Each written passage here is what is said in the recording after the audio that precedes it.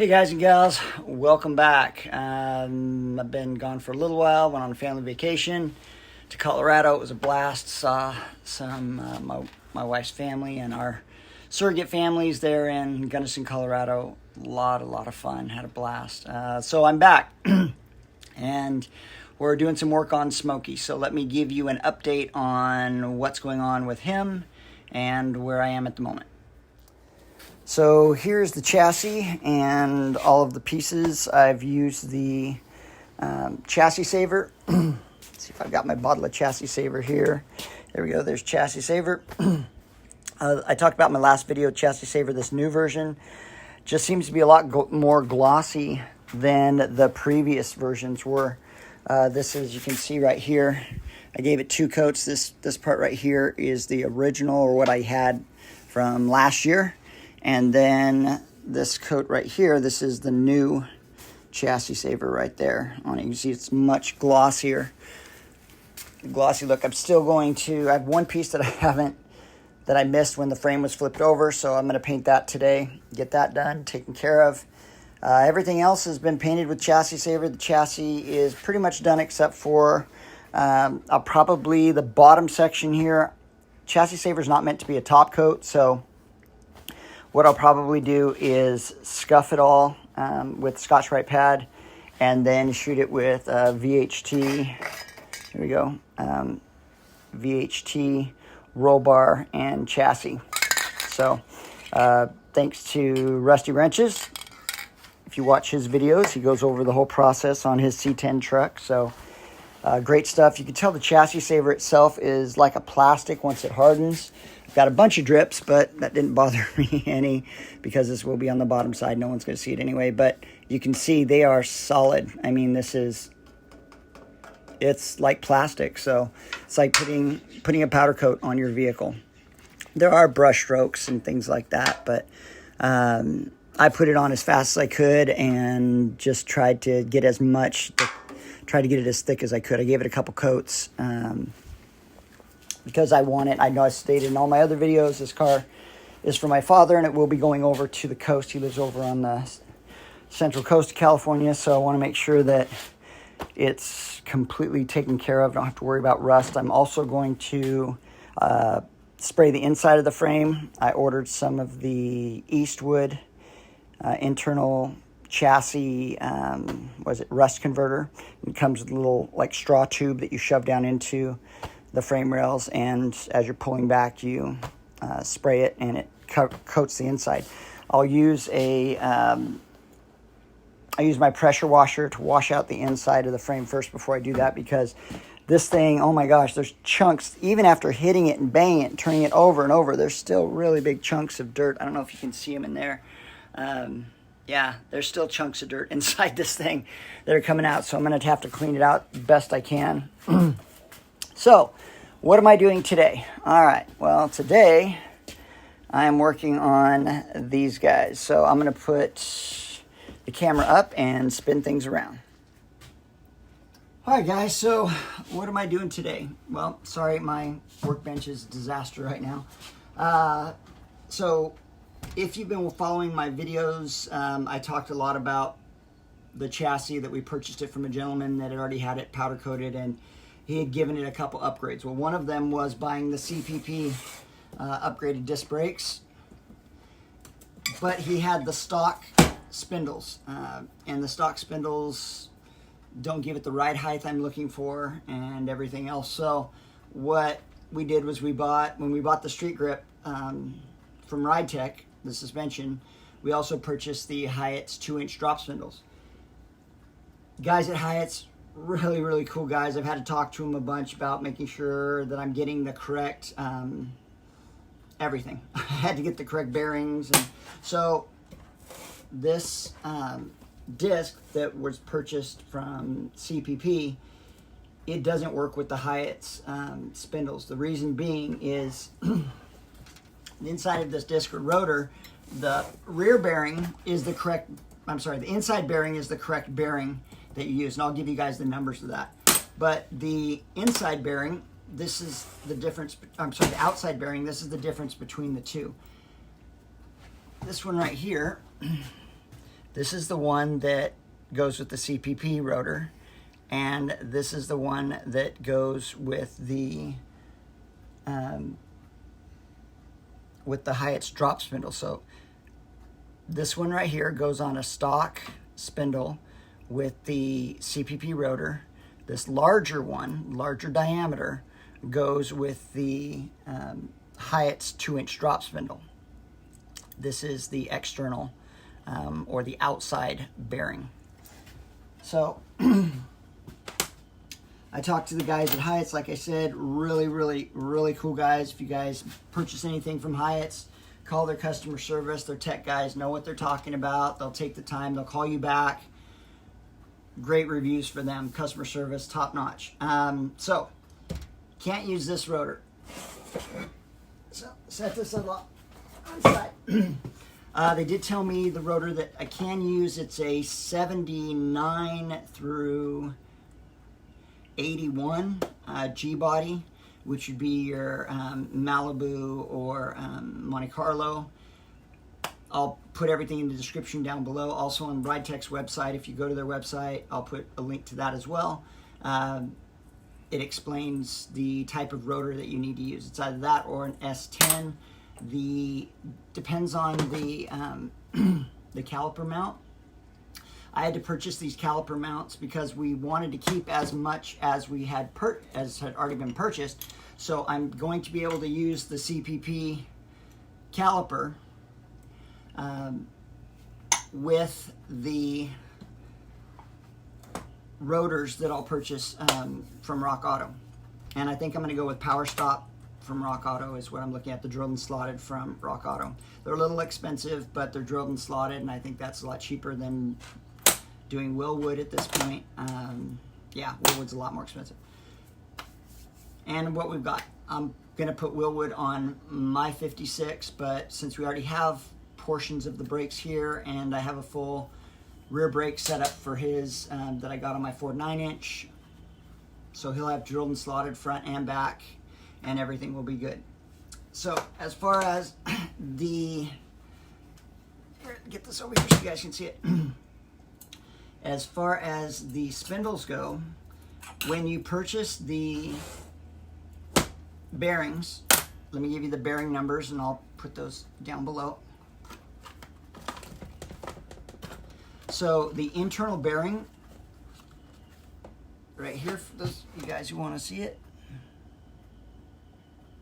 Okay, and here's the outside bearing. So the inside bearing is L as in Larry, M as in Mary, 67048. The outside bearing is M as in Mary, 12649. And when you get these bearings, like I ran into, I got them and they would not fit on. I put them on the spindle, on the shaft that comes out of the drop spindle, and they wouldn't fit. I couldn't get them to go on at all. And so I talked to the guys at Heidts, and they said, you know, during the machining process, sometimes there's a little bit of a lip, and I think I've watched other videos like Rusty Wrenches where he had to do the same thing. He used emery cloth. They recommend using the Scotch-Brite fine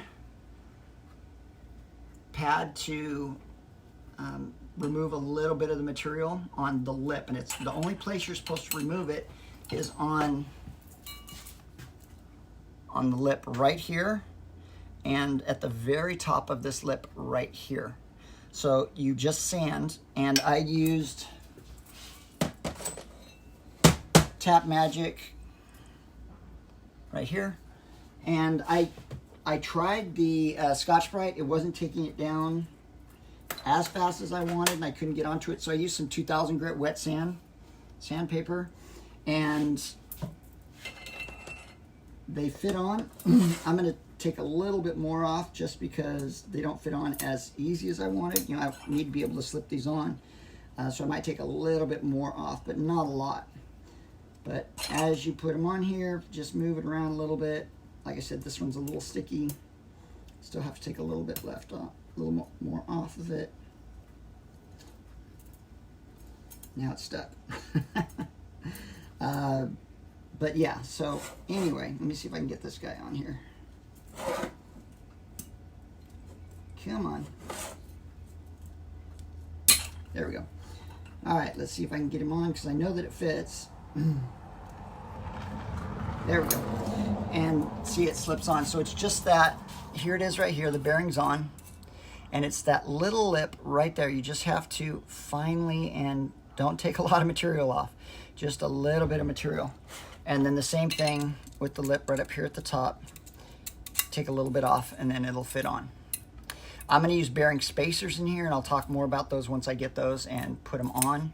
But it makes a huge difference in, gosh, in longevity of your bearings, reduces friction, reduces the friction in your wheel spinning. Your wheel spins freely, which is nice.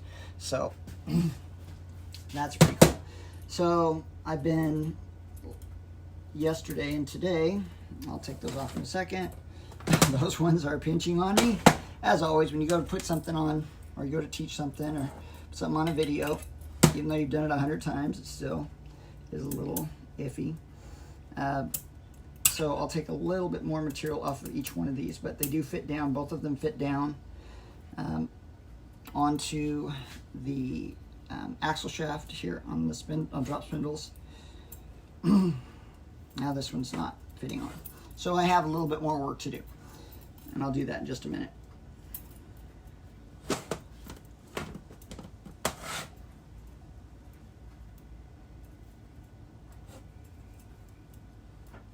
Okay, I'm not gonna have you guys watch me fight this as I take off a little more material. I'll turn it back on in just a second. All right, move this up a little bit. There we go. Move you guys over a little bit.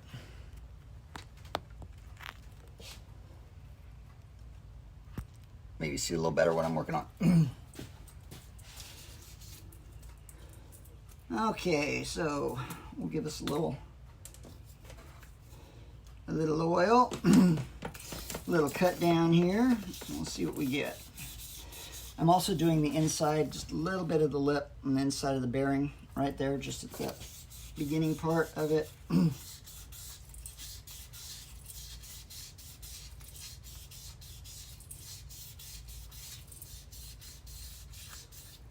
All right, get this nice and cleaned out. Make sure I don't get any of that cutting oil in the bearings at all. Everything clean. And so, yeah, I'm excited to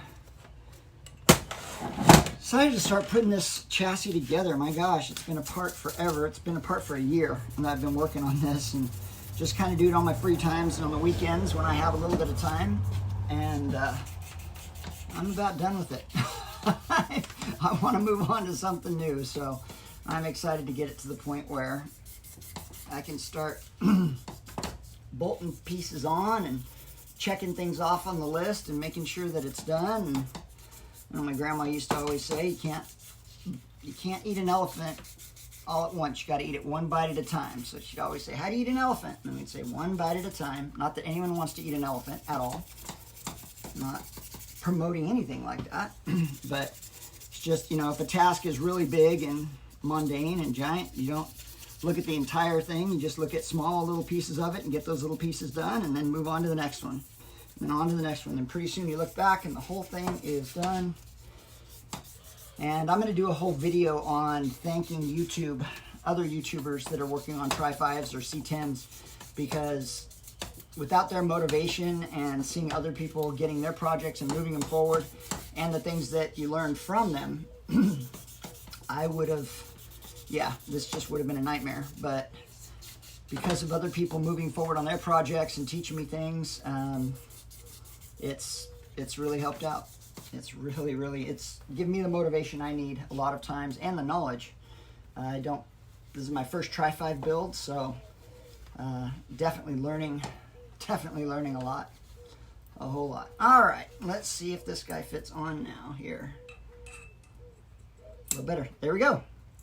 So that guy's on. Now watch, it won't go on again. Hey, there we go. Got it, second time. All right, now this top bearing and the top bearing's on. So, or the outside bearing, inside bearing. And the drop spindle sits like this. The shaft is up higher, which means the wheel, everything is moved down. When you move the shaft up, the wheel actually comes up into the wheel well, so that drops you 2 inches. There's your 2 inch of drop right there. Now what I'm going to do is I'm going to take the bearings off, and I'm going to clean these with paint prep, and I'm going to paint both of these spindles chassis black, and I'll walk you guys through the process once I get everything taped off and ready to go. Thanks guys. So there we go, bearings are on. Remember, just sand down just the lip and use that Scotch Bright Red Fine, or I use 2000 wet dry sandpaper with cutting oil on it. And there you go.